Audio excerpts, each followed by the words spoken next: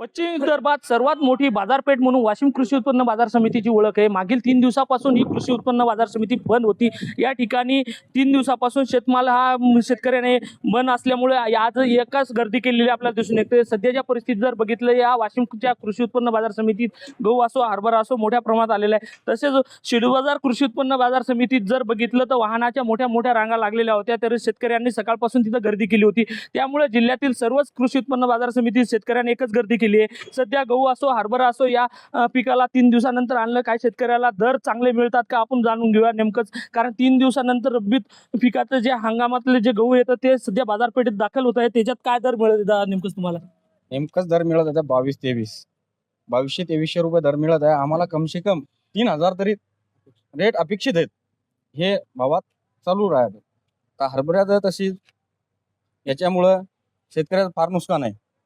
दरवर्षी जर रब्बी हंगामात म्हटलं तर अवकाळी पावसाने गहू असो हरभरा या पिकाचं नुकसान होते। मात्र या वर्षी अवकाळी पावसाने टाळलं, त्यामुळे या वर्षी तुम्हाला अपेक्षा होती मालाचे भाव हे मिळतील म्हणून, त्यामुळं अपेक्षा होती मालाचे, त्यामुळे माल आला नाही, उतार याला नाही, तर त्यामुळं पिकालाही भाव नाही।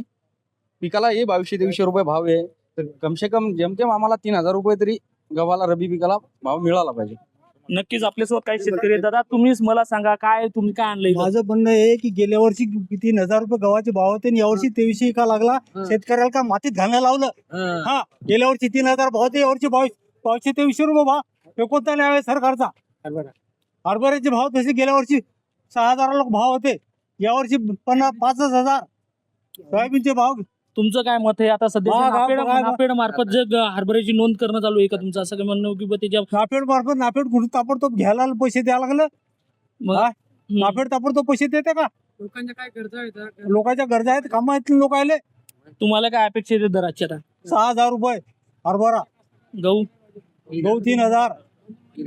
नक्कीच हे होते आपल्यासोबत वाशिमचे जे शेतकरी आहेत त्यांची जी अपेक्षा आहे गव्हाला 3000 रुपये दर मिळायला पाहिजे आणि हरभरा या पिकाला 6000 रुपये दर मिळायला पाहिजे। मात्र सध्याच्या परिस्थितीत जर बाजारपेठेत जर नव्याने आलेला मालाला दर जर बघितलं तर त्याच्यापेक्षा कमी मिळत असल्यामुळे शेतकऱ्यांमध्ये रोष व्यक्त होत आहे। कॅमेरामन सचिन राणेसह विठ्ठल देशमुख, TV9 मराठी, वाशिम।